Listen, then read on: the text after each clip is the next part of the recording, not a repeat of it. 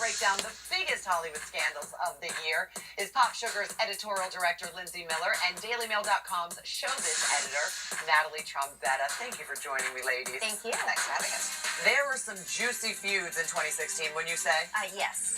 One of the nastiest was the Beyonce versus Rachel Roy. So let's just set the scene for everyone and remind everyone what happened. On April 23rd, Queen Bee dropped her album Lemonade, and in the song Sorry, she referred to a cheating man and his woman with the lyrics, "He better call Becky with the good hair."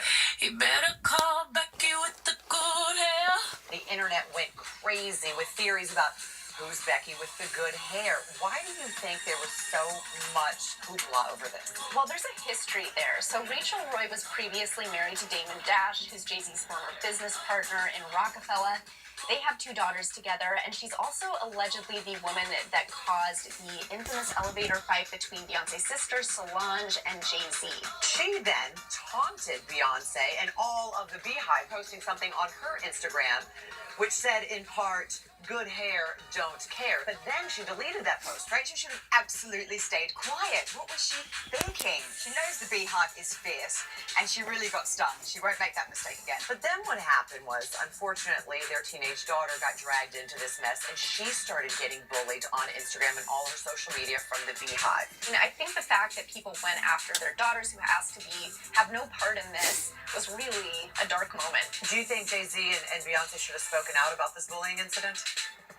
Look, I don't think so. I think Beyonce and Jay-Z, they let the music do the talking. And I think to kind of make any kind of public comment about this song would have destroyed all the mystique and intrigue around it. Meanwhile, Rachel Roy did put something out. She said, "I respect love, marriages, families, and strength. What shouldn't be tolerated by anyone, no matter what, is bullying of any kind."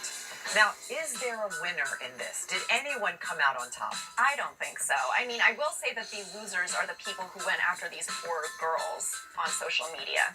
I don't think you go into battle with Queen Bee and expect to reign supreme. I think Beyonce walked away with a hit song, Grammy nominations, and with Jay-Z by her side. That looks like victory to me. Our next scandal, another very public battle, the Kim-Kanye versus Taylor Swift feud. In June, you all remember, Kanye released the not-so-safe-for-work video for Famous, which featured celebrities in bed with him and his wife, Kim, with the controversial lyric, "I made that beat famous." He was referring to Taylor Swift. I made that famous. Before we get into the feud, I just need to know, given the infamous history, what is your take on him referring to her as a B word and then taking credit for her fame? Ridiculous. I mean, she was already famous. Yeah, and look, I think regardless of what you think of Taylor, she's a young, successful woman and she deserves respect. And that lyric just didn't sit well with me at all. I think we all agree here it was not a good move. He was criticized heavily for that lyric. But in a GQ cover story, Kim actually came to Kanye's defense, and she said that Taylor knew and approved this verse beforehand. She then followed up by releasing 2 Snapchat videos of a private phone call between Kanye and Taylor, seemingly discussing this verse. You know, it was a big move by Kim to actually release this video. And she probably shouldn't have done it, but I'm so glad she did because it was such a good moment and it was so juicy. And it really showed a different side to Taylor, who had always been kind of America's sweetheart, but it definitely showed that she could be a bit manipulative. Taylor's response was swift, pun intended. She posted to her Instagram page a caption that read, "That moment when Kanye West secretly records your phone call, then Kim posts it on the internet. Touché." She also wrote, quote, "Where is the video of Kanye telling me he was going to call me that beat in his song? It doesn't exist because it never happened." Agreed. Whether you like or not, she's got a point. The video is not really a smoking gun when it comes to that, but I do agree that it kind of made her look less straightforward than she would like people to think she is. But what about Kanye? Do you think it did anything to his image?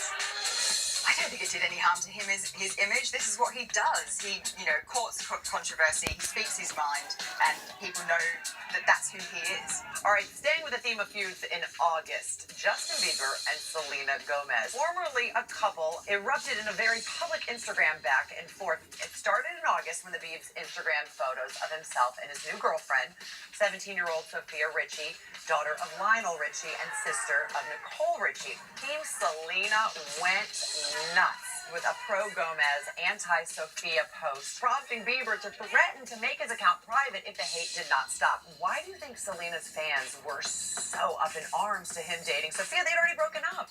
They're young, they're passionate, they love this couple together, some of them, and some of them feel like he really wronged her, so they're gonna speak up. Yeah, I think they're just really protective of Selena, and to see Justin with another girl kind of riled them up. Well, then Selena fanned the flames. She posted, "If you can't handle the hate, then stop posting pictures of your girlfriend, LOL," prompting the hashtag Selena ended Justin party to trend on Twitter. I don't think she should have given him the satisfaction of reacting like that. I think she totally should have just risen above the situation. Has anything good ever come out of leaving a snide comment on an ex's social media? I know it can be tempting. He then responded by saying, "It's funny to see people that use me for attention and still try to point the finger this way. Sad. All love." Clearly, he's being snide and he's trying to get to her. Well, then Selena said, "You know what? Oh, no, buddy, I'm going to get the final word here." So she then posted, "Funny how the ones that cheated multiple times are pointing the finger at the ones that were forgiving and supportive. Sad. All love." Something tells me these two are still madly in love, and that's why they're doing it. Because truly, if you didn't care, why would you keep going back and forth? There's something there. And then, after all of that, Justin just deleted his Instagram account altogether. Social media has really brought celebrities down to earth. We're really seeing them as human with all their flaws. Should this be the place for people to be airing their dirty laundry? Look, probably not, but I'm so glad they do. It's good for your job. Absolutely. All right, let's move on to one scandal that will forever live in infamy. U.S. Olympic swimming star Ryan